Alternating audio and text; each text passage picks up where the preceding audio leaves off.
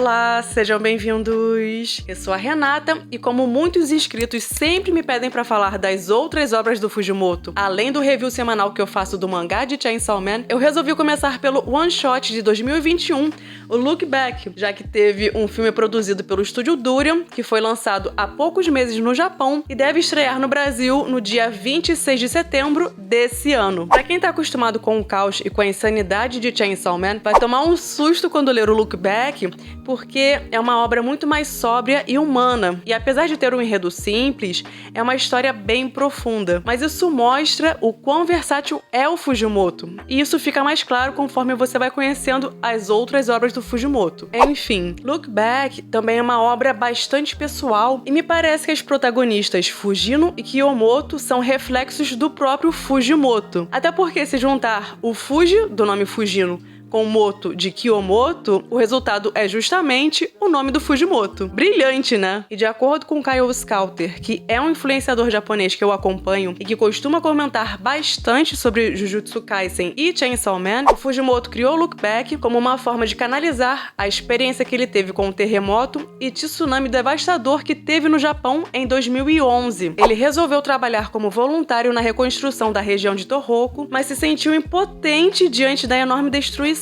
E quando ele escreveu o Look Back, isso o ajudou a organizar os seus sentimentos e finalmente ele deixou de se sentir impotente. Agora comentando sobre a história em si, Look Back apresenta uma trama melancólica e emotiva, porém bela e comovente, e mostra como a arte pode moldar as nossas vidas e relacionamentos, para o bem e para o mal. Look Back acompanha a história de duas garotas que gostam de desenhar mangá. A Fujino, uma estudante confiante nas suas habilidades, e a Kiyomoto, uma garota introvertida que vive enfurnada no seu quarto porque tem pavor das pessoas. Fujino é uma artista relativamente popular em sua turma do ensino fundamental e costuma publicar semanalmente tiras de mangá no jornal da escola. No entanto, ela parece não ter interesse em ser uma mangaka quando crescer, preferindo a ideia de praticar esportes do que ficar sentada em uma mesa desenhando o dia inteiro. Um dia, seu professor pede a ela para ceder um espaço no jornal da escola para que a Kiyomoto, uma colega da outra turma que não consegue frequentar a escola, também possa desenhar uma tirinha no jornal. Meio a contragosto, a Fujino concordou, até porque ela confiava nas suas habilidades e acreditava que a outra garota não iria ofuscar o seu trabalho. Só que quando ela recebeu o jornalzinho com a primeira tirinha da Kiyomoto, para surpresa da Fujino, a Kiyomoto era extremamente talentosa e os desenhos dela pareciam até de uma profissional. E o fato da turma ter reconhecido que os desenhos da Kiyomoto eram muito melhores do que os da Fujino fez acender uma chama dentro dela. Fujino recebeu o estímulo que precisava para aprimorar suas habilidades e ao longo dos anos ela pesquisou tutoriais, comprou livros e fez o possível para melhorar a sua técnica de desenho. E isso foi enfatizado pelo enquadramento que aparece de forma recorrente na obra, em que a Fujino é mostrada de costas, sempre desenhando em sua mesa. E como a Fujino gastava bastante tempo aprimorando as suas habilidades, menos tempo ela tinha para passar com seus amigos. E isso fez com que as pessoas se afastassem dela. E nesse momento, o Fujimoto traz à tona uma visão muito comum que as pessoas fora dos círculos artísticos costumam ter, um sentimento de desgosto ou de incompreensão. No caso da Fujino, lhe diziam que desenhar era coisa de criança e quando ela crescesse, ela teria que deixar de lado esse negócio de desenhar mangá. Mesmo depois de se esforçar muito, Fujino percebe que a arte da Kiyomoto ainda é muito mais refinada do que a dela, e aí ela desiste de desenhar e até joga fora os seus antigos cadernos de desenho. Os anos se passam e quando chega a formatura, um professor pede para Fujino ir até a casa da Kiyomoto para lhe entregar o seu diploma. E esse momento acabou mudando para sempre a vida das duas. Lá, a Fujino conheceu a sua rival pela primeira vez e, para sua surpresa, a Kiyomoto era uma grande fã das tirinhas de jornal da Fujino. Ou seja, a garota que a Fujino estava determinada a superar, que ela havia insultado e até invejado o talento, sempre admirou as suas habilidades e se inspirava em desenhar mangá graças a ela. Olha como são as coisas, né? Bom,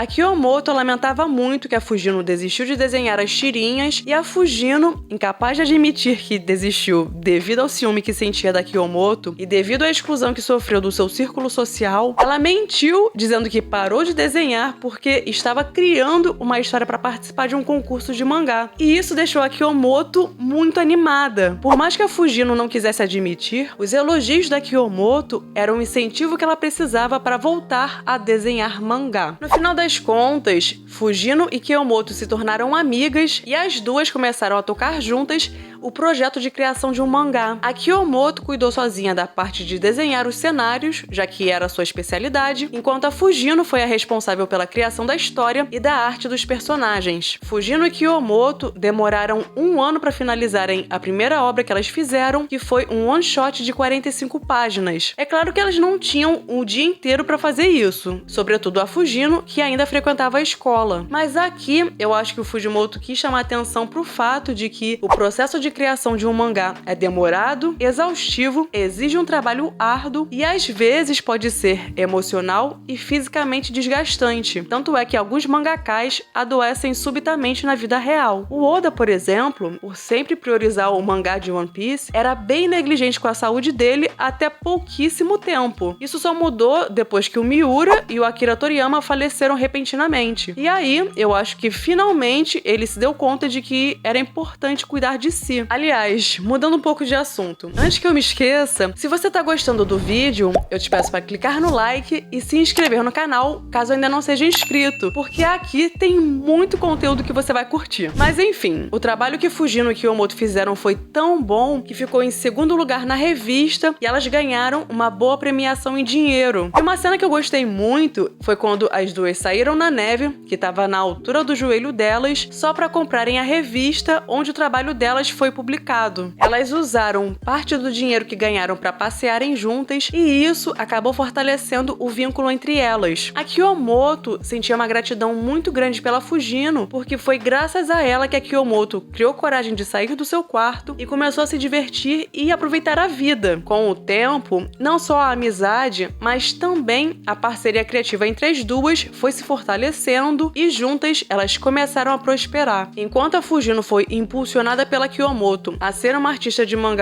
que ela sempre quis ser, a Kiyomoto foi se curando do seu pavor de conviver com as pessoas e deixou de ser uma reclusa graças a Fujino. Com apenas 17 anos, elas já tinham criado juntas 7 one-shots que foram publicados. E como elas estavam fazendo muito sucesso, elas foram convidadas para desenhar um mangá que passaria a ser serializado na revista. Isso era uma ótima notícia para elas, certo?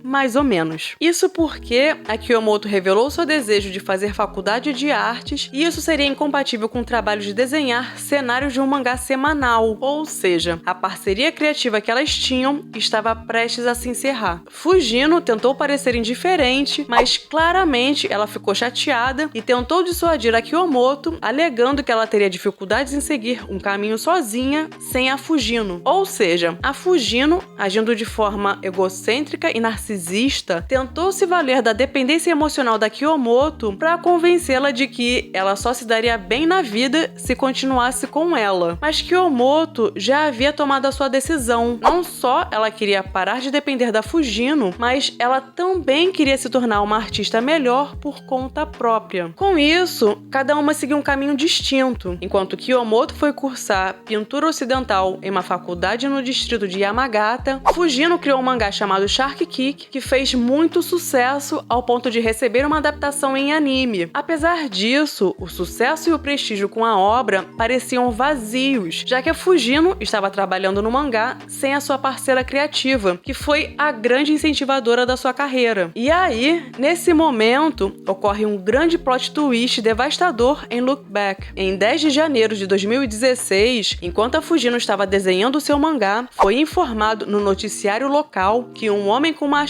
atacou pessoas na Faculdade de Artes do distrito de Yamagata e fez várias vítimas. E conhecendo Fujimoto, você já consegue presumir que uma dessas vítimas, lógico, foi a Kiyomoto. E mais um fato que comprova que o Fujimoto escreveu Look Back baseado em suas próprias experiências passadas é que ele é graduado em pintura ocidental em uma faculdade que fica no distrito de Yamagata, e essa era justamente a faculdade que a Kiyomoto cursava. Bom, a Fujino ficou extremamente devastada e o seu mangá repentinamente precisou entrar em pausa em razão do forte luto que afetou seu estado emocional ao ponto de ter adoecido. Após a morte da Kiyomoto, Fujino decidiu visitar a casa da amiga e ela se sentiu culpada pela morte da Kiyomoto, já que depois que elas tiveram aquele primeiro contato, ela exerceu uma forte influência na mudança de vida da Kiyomoto. Em Look Back, a barreira que existia entre Fujino e Kiyomoto foi quebrada no momento em que uma tirinha de jornal da Fujino acabou entrando por debaixo da porta do quarto onde a Kiyomoto se isolava do mundo. E graças a isso, a Kiyomoto deu o primeiro passo para se libertar do seu pavor de conviver com as pessoas. Então, quando a Kiyomoto morreu,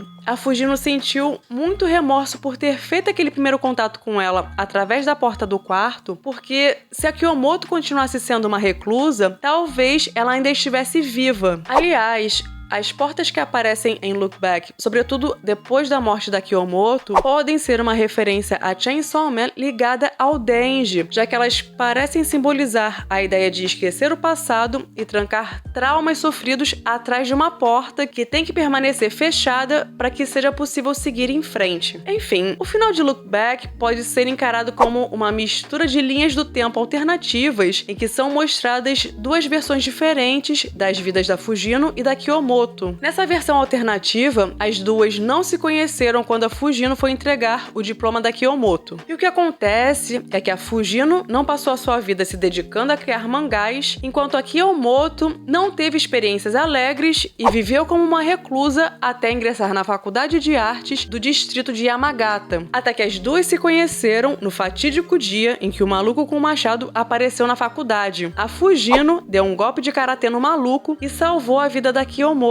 E como a Fujino estava voltando a desenhar um mangá, foi nesse momento em que elas se aproximaram, dando a entender que só a partir de então elas viveriam o que viveram na infância e na adolescência da versão real da história. E nessa versão alternativa, a história delas não teve um final dramático e precoce. Eu acho que cada pessoa que lê o One Shot tem uma visão diferente do que significa essa linha do tempo alternativa, mas a minha visão é que quando a gente está diante de uma situação ruim, a gente tende a pensar em como as coisas poderiam ser diferentes. Às vezes, a gente até faz uma fanfic na nossa cabeça do que poderia ter acontecido e como seria diferente da dura realidade que a gente precisa encarar. E eu acho que essa linha do tempo alternativa representa a imaginação da Fujino, que criou uma fanfic na sua cabeça em que é revelado como ela gostaria que tudo tivesse acontecido. E aí é mostrado como a Fujino gostaria de estar presente no momento em que a Kiyomoto foi atacada, como ela gostaria de ter salvado a vida da sua amiga e como a amizade dela se desenrolaria se a Kiyomoto estivesse viva. Ainda que por um breve momento a Fujino tenha se questionado por que ela trabalhava como mangaka se era tão cansativo, não era divertido e nem glamuroso, no fundo, ela sabia que a arte é um meio de expressar as suas ideias,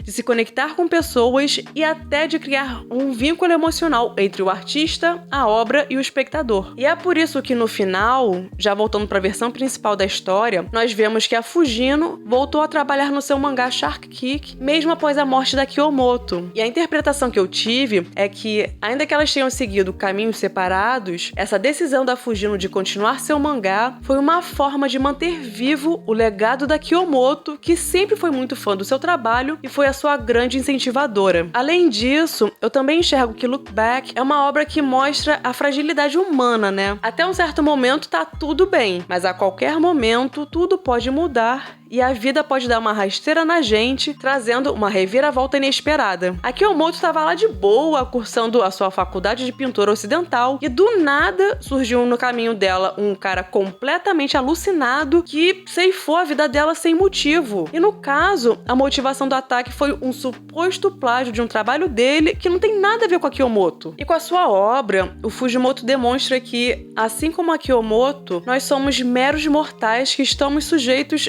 a esse tipo de coisa porque somos frágeis. Somos uma mera partícula no universo e nossa vida pode mudar se a gente cruzar com a pessoa errada ou se formos surpreendidos por algum fenômeno natural, como o terremoto e o tsunami de 2011. Enfim, pra mim, Look Back é uma história bonita, cativante, apaixonante e trágica, que mostra como o amor pela arte, no caso, o amor pela criação de mangás, é capaz de unir pessoas com personalidades e mentalidades completamente diferentes e criar uma amizade verdadeira. Eu considero Look Back uma obra-prima do Fujimoto e é muito interessante que ele mostra o quão versátil ele consegue ser como mangaka. Saindo do caos da bizarrice de Chainsaw Man, ele é capaz de abordar com muita delicadeza o que a arte pode significar na vida das pessoas e como ela pode criar laços que nem a morte pode separar. Caso você ainda não tenha lido o One Shot, eu espero que com esse vídeo algum dia você dê uma chance para essa obra. Até porque a leitura é muito agradável e o mangá aqui é tão curtinho que dá tempo de ler em menos de meia hora. E se por acaso você já leu o mangá, eu gostaria muito de saber as suas impressões sobre essa obra,